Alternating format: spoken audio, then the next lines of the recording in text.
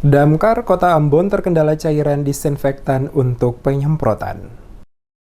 Penyemprotan disinfektan yang rencananya meliputi seluruh wilayah dalam Kota Ambon oleh Dinas Pemadam Kebakaran dan Penyelamatan Kota Ambon belum dapat dilaksanakan akibat terbatasnya cairan disinfektan. Penegasan ini disampaikan langsung oleh Kepala Dinas Pemadam Kebakaran Kota Ambon Edwin Patikawa kepada tim Demes Media Group pada hari Selasa di Balai Kota Ambon. Dijelaskan Patikawa, sesuai dengan rencana, maka seluruh areal terutama jalur-jalur protokol dalam Kota Ambon akan dilakukan penyemprotan, namun keterbatasan disinfektan yang tersedia tidak mencukupi, maka sebagian daerah atau lokasi dalam Kota Ambon belum dilakukan penyemprotan tersebut. Saat ini jalan-jalan yang dilakukan penyemprotan diantaranya Jalan Ayapati, Jalan Samratulangi, Jalan Patimura, Jalan Diponegoro, depan RST, Batu Gantung, Talake, dan Waihaong. Sementara beberapa ruas jalan lainnya belum dilakukan penyemprotan, yakni Belakang Soya, Tantui, serta sejumlah ruas jalan lainnya. Saat ini pihaknya masih menunggu stok cairan tersebut yang dikirim dari Pulau Jawa ke Kota Ambon, mengingat stok di seluruh toko telah habis. Diharapkan dalam waktu dekat tidak terlalu lama disinfektan tersebut akan segera masuk sehingga tim kembali dapat melaksanakan penyemprotan ke seluruh wilayah di Kota Ambon guna mengantisipasi tertularnya COVID-19.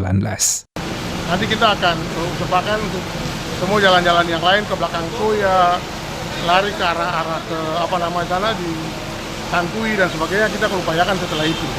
Kita tahap pertama dulu. Karena ini juga terkendala dengan ketersediaan disinfektan sendiri. Di berbagai toko juga sudah sulit untuk mendapatkan bahan campuran untuk membuat disinfektan itu sendiri.